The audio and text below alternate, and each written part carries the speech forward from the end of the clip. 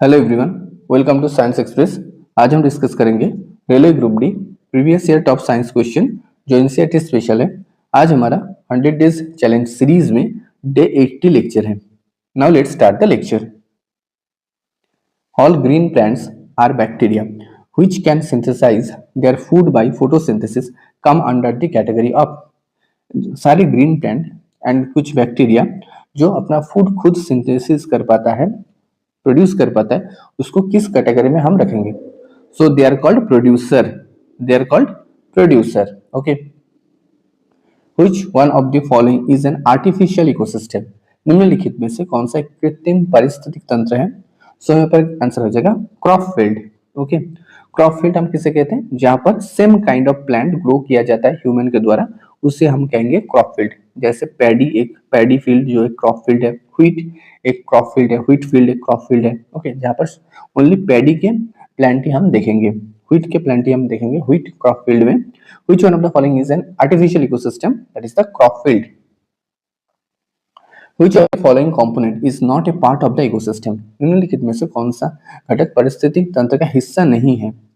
So that is the plastic. Plastic is not a part of the ecosystem. So correct answer is the plastic. Which of the following is not a connective tissue? नीचे दिया गया कौन सा connective tissue नहीं है? Cartilage, blood, bone, skin. इनमें से जो स्किन है ये कनेक्टिव टिश्यू का पार्ट नहीं है। ओके, ये पार्ट है एपिथेलियल टिश्यू का। Which of the following is not a part of connective tissue? That is the answer हो जाएगा skin. Name the tissue which is not found in animal. ऐसा उत्तक जो जानवरों में नहीं मिलता है, एनिमल्स में नहीं पाया जाता है।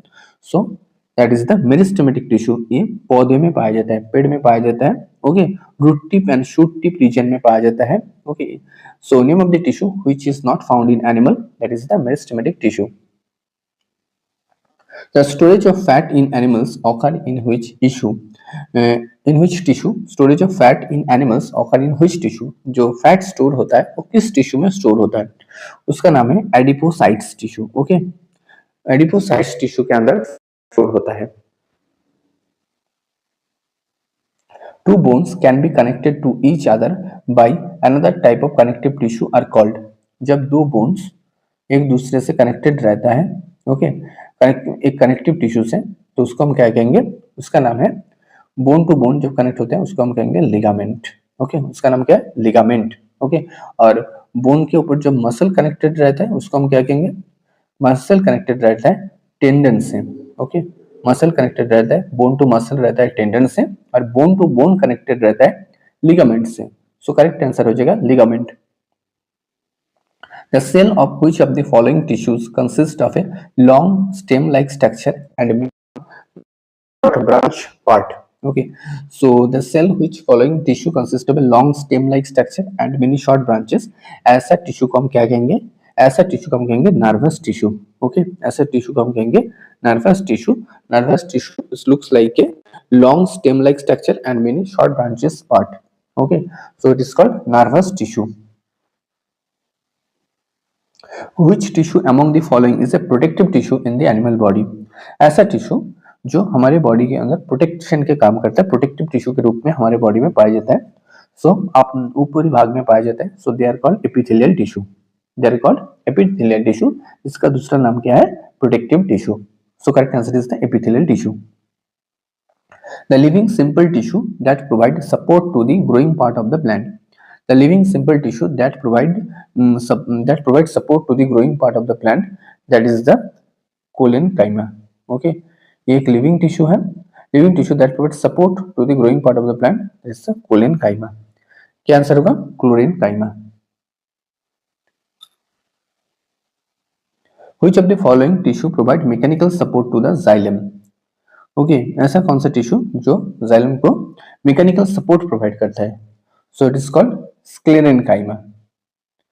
It is called sclerenchyma tissue जो मैकेनिकल सपोर्ट प्रोवाइड करता है जाइलम को। Which of the following statement is about phloem is correct? So यहाँ पर कौन सा जो स्टेटमेंट दिया गया? सो फ्लोएम टिश्यू के लिए जो करेक्ट है, so phloem transport photosynthetic product, this option is the correct. Okay, phloem transport photosynthetic product.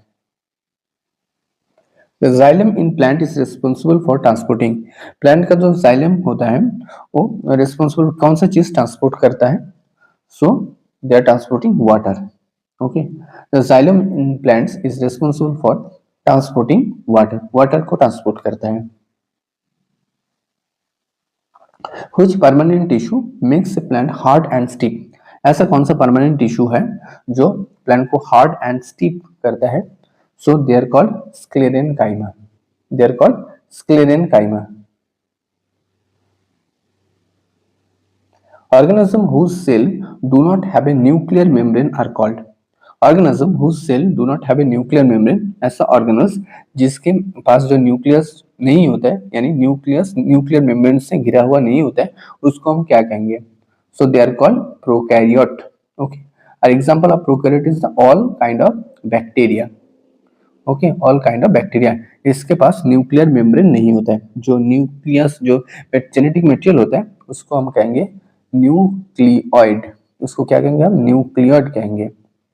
Organism whose cell do not have a nuclear membrane are called, that is called prokaryote, and example is the bacteria। और उस जो genetic material जो nuclear membrane के बिना होता है उसको हम कहेंगे nucleoid. Okay, the breakdown of pyruvate to give carbon dioxide, water and energy take place in, okay, so होता है साइटोप्लाज्म में। ओके, वो जाता है फिर माइटोकॉन्ड्रिया में, और फिर जाके ये carbon dioxide, water and energy produce करता है। सो करेक्ट आंसर हो जाएगा माइटोकॉन्ड्रिया। ओके, पहले ग्लूकोज, जो ग्लूकोज का जो ब्रेकडाउन होता है, ब्रेकडाउन होने के बाद साइटोप्लाज्म में ग्लूकोज का ब्रेकडाउन होता है, ब्रेकडाउन होने के बाद ये पायरुवेट प्रोड्यूस होता है, फिर पायरुवेट जाता है माइटोकॉन्ड्रिया में, माइटोकॉन्ड्रिया में जाके ये carbon dioxide, water and energy produce करते हैं। सो करेक्ट आंसर हो जाएगा माइटोकॉन्ड्रिया।